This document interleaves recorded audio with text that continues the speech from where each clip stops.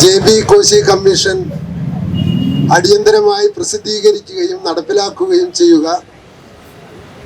July 3-ാം തീയതി ഒരു holiday പ്രഖ്യാപിക്കുക എന്ന രണ്ട് ആവശ്യമായി തൃശ്ശൂർ അതിരൂപത നടത്തുന്ന ഈ സമ്മേളനത്തിൽ പങ്കെടുത്ത എല്ലാവർക്കും ആദ്യമേ ഞാൻ അഭിവാദ്യങ്ങൾ അർപ്പിക്കുന്നു.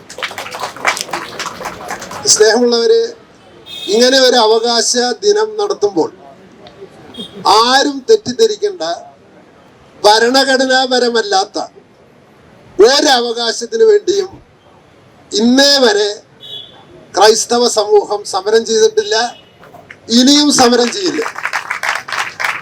ഭരണഘടനാപരമായി ഒരു സമൂഹത്തിന് എന്താണോ കിട്ടാനുള്ള അവകാശങ്ങൾ അത് ഞങ്ങൾക്ക് കിട്ടണം എന്ന് മാത്രമേ ഞങ്ങൾ ആവശ്യപ്പെടുന്നു.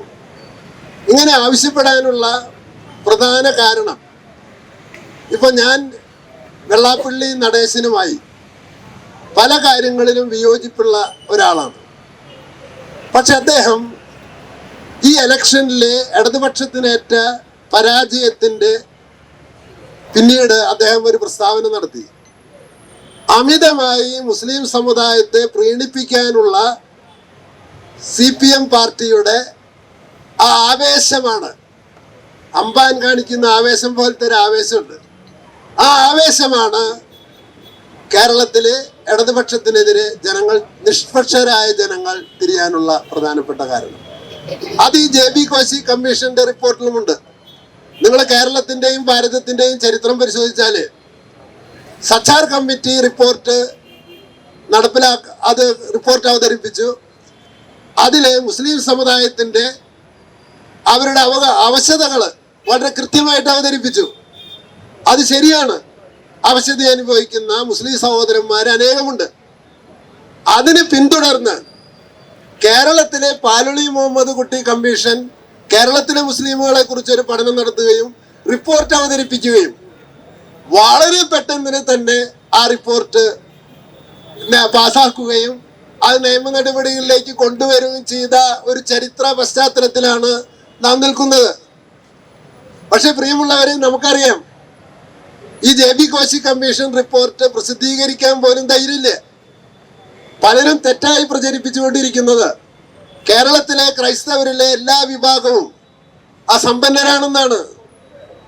ഒരിക്കൽ എന്നോട് ഒരു മന്ത്രി തന്നെ, മന്ത്രിയുടെ പേര് വിളിച്ച് പറയുന്നില്ല എന്ന് മാത്രം, ഞാൻ പറഞ്ഞു, കേരളത്തിലെ ക്രൈസ്തവരിലെ കടലോര മേഖലയിലും മലയോര മേഖലയിലും താമസിക്കുന്ന ക്രൈസ്തവർ അതിദാരിദ്ര്യത്തിന്റെ വക്കിലാണ്. അപ്പൊ അവര് പറയുന്നത് അതിദരിദ്രരാരുമില്ല എന്നാണ്. ഒരു നല്ല കാറ്റ് വീശിയാൽ, നല്ല തിരമാല അടിച്ചാൽ ഒരു 25% വരുന്ന കടലോരത്തുള്ള മത്സ്യത്തൊഴിലാളികളുടെ വീടുകളും അവരുടെ ജീവനോപാധികളും നശിച്ചു പോകും. അത് തന്നെയാണ് മലയോര കർഷകരുടെ അവസ്ഥയും. അപ്പൊ ഇത്തരം സാധ്യതകള് 3-4 തലമുറകളായി വീടില്ലാത്തവര്, കടബാധ്യതയുള്ളവര്, അപ്പൊ അത്തരം സമൂഹത്തെ സംരക്ഷിക്കാനാണ് യഥാർത്ഥത്തിലെ ന്യൂനപക്ഷ സ്കോളർഷിപ്പ് നടപ്പിലാക്കിയത്. പക്ഷെ പ്രിയമുള്ളവരെ, ആ ന്യൂനപക്ഷ സ്കോളർഷിപ്പ് മുസ്ലിം വിഭാഗത്തിന് വേണ്ടിയുള്ള സ്കോളർഷിപ്പ് ആണെന്നാണ് കേരളത്തിൽ ഭരിക്കുന്നവർ അവകാശപ്പെടുന്നത്. അന്ന് ഒരു കാര്യം ചെയ്തോട്ടെ, ഞങ്ങൾക്ക് യാതൊരു വിരോധവുമില്ല, ന്യൂനപക്ഷ സ്കോളർഷിപ്പ് എന്നുള്ള പേര് മാറ്റിയിട്ട് അതിന് മുസ്ലിം സ്കോളർഷിപ്പ് എന്നായിക്കോട്ടെ. അപ്പൊ ക്രിസ്ത്യാനികളുടെ കൂടി പേര് പറഞ്ഞിട്ട് സ്കോളർഷിപ്പ് നടപ്പിലാക്കുകയും ഒരു വിഭാഗത്തിന് മാത്രമേ കൊടുക്കുകയുള്ളൂ എന്ന് സർക്കാർ ശാഠ്യം പിടിക്കുകയും ചെയ്യുന്നതിന്റെ അർത്ഥം എന്താണ്? പ്രിയമുള്ളവരെ, അത് തന്നെയാണ് JB കോശി കമ്മീഷൻ റിപ്പോർട്ടിനെ സംബന്ധിച്ചും. JB കോശി കമ്മീഷൻ റിപ്പോർട്ടിനെ സംബന്ധിച്ച് ഞാൻ JB കോശി സാറുമായി 2 മണിക്കൂർ നേരം നേരിട്ട് സംസാരിച്ചിട്ടുള്ള. അദ്ദേഹം പറഞ്ഞു, ഒരു കാരണവശാലും ഒരു കമ്മീഷന് തന്റെ എഴുതിയ അഭിപ്രായങ്ങൾ പുറത്തു പറയാനായിട്ട് അവകാശമില്ല, എങ്കിലും ചില സൂചനകൾ അദ്ദേഹം നൽകുകയുണ്ടായി. അപ്പൊ അത്രമാത്രം അധസ്ഥിതരായ ഒരു വിഭാഗം ക്രൈസ്തവരിൽ ഉണ്ട് എന്ന് അദ്ദേഹം വ്യക്തമാക്കിയതാണ്.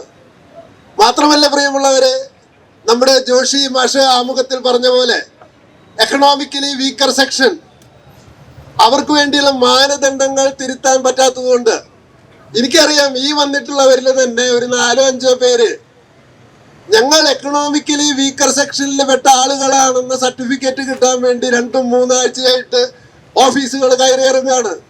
ഇതാണ് ഇത്രയും ചുരുങ്ങിയ സമൂഹത്തിന്റെ ഉള്ളിൽ ഇത്ര പേരുണ്ടെങ്കിൽ മൊത്തം കേരളത്തിൽ എത്ര പേരാണ് കഷ്ടപ്പെടുന്നത്? മാത്രമല്ല, കഴിഞ്ഞ നിയമസഭാ മീറ്റിംഗ് കൂടിക്കൊണ്ടിരിക്കുമ്പോൾ അങ്കമാലി MLA റോജി എം ജോൺ അദ്ദേഹം ഒരു ചോദ്യം ചോദിച്ചു നിയമസഭയിൽ. JB കോശി കമ്മീഷൻ റിപ്പോർട്ട് എന്താ നടപ്പിലാക്കുന്ന പരിപാടി എത്രയായി? അപ്പം മന്ത്രി മറുപടി കൊടുക്കാണ്.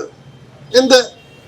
വി അബ്ദുറഹ്മാൻ, ന്യൂനപക്ഷാവകാശ ഇതിന്റെ പോർട്ട്ഫോളിയോ മന്ത്രി പറയാണ്, ഞങ്ങൾ അതേ സെക്രട്ടറിമാരൊക്കെ ചർച്ച ചെയ്തു, ഇന്ന് രാത്രി ഒപ്പിടുന്നത്. അത് കുതിരവട്ടം പപ്പ് പറഞ്ഞ പോലെ ഇപ്പൊ ശരിയാക്കി തരും ഞങ്ങള്. പ്രിയമുള്ളവരെ, കുറുക്കന്റെ കയ്യില് കോഴീനെ ഏൽപ്പിച്ച പോലെയാണ് JB Koshy commission report V അബ്ദുറഹ്മാനെ ഏൽപ്പിച്ചിട്ടുള്ളത്. അവരൊരിക്കലും നടപ്പിലാക്കില്ലേ. അവർക്ക് നമ്മൾക്ക് കിട്ടുന്ന ഭരണഘടനാപരമായ അവകാശം മൂലം പോലും തട്ടിയെടുക്കാൻ ശ്രമിക്കുന്ന ഒരു സമൂഹത്തിന്റെ പ്രതിനിധിയായിട്ടാണ് അദ്ദേഹം നിൽക്കുന്നത്. അദ്ദേഹത്തിന് ഒരു സെക്കുലർ ചിന്തയുണ്ട് എന്ന് അഭിമാനിക്കുന്നുണ്ടെങ്കിൽ അവർ പറയില്ല ഞങ്ങൾ സെക്കുലറാണ് എന്ന് നാഴികയ്ക്ക് 40 വട്ടം പറയുന്നതിൽ ആത്മാർത്ഥതയുണ്ടെങ്കിൽ, പ്രിയമുള്ളവരെ, ഒരു മതത്തോട് പ്രത്യേക പരിഗണനയും വേറൊരു മതത്തോട് വേറൊരു പരിഗണനയും ചെയ്യുന്നത് നാരിത്തരമാണ്. അത് ഇന്ത്യൻ ഭരണഘടനയ്ക്ക് വിരുദ്ധമാണ്, മാനുഷികതയ്ക്ക് വിരുദ്ധമാണ്. ഞങ്ങളിവിടെ തൃശ്ശൂർ അതിരൂപത നിൽക്കുന്നത് ക്രിസ്ത്യാനികൾക്ക്, തൃശ്ശൂർ അതിരൂപതയിലെ കത്തോലിക്കർക്ക് വേണ്ടിയിട്ടല്ല. പല സമൂഹങ്ങളും, പ്രിയമുള്ളവരെ, പല ക്രിസ്ത്യൻ വിഭാഗത്തിലെ കത്തോലിക്കരല്ലാത്ത അകത്തോലിക്കരായിട്ടുള്ള പല വിഭാഗങ്ങളും വളരെയധികം ആവശ്യകത അനുഭവിക്കുമ്പോൾ അവർക്ക് വേണ്ടി ഒരു കമ്മീഷൻ വയ്ക്കുകയും ലക്ഷക്കണക്കിന് രൂപ ചെലവഴിക്കുകയും ചെയ്തിട്ട്, പ്രിയമുള്ളവരെ, അവസാനം അത് ഫ്രീസറിൽ വെച്ചിരിക്കുകയാണ്.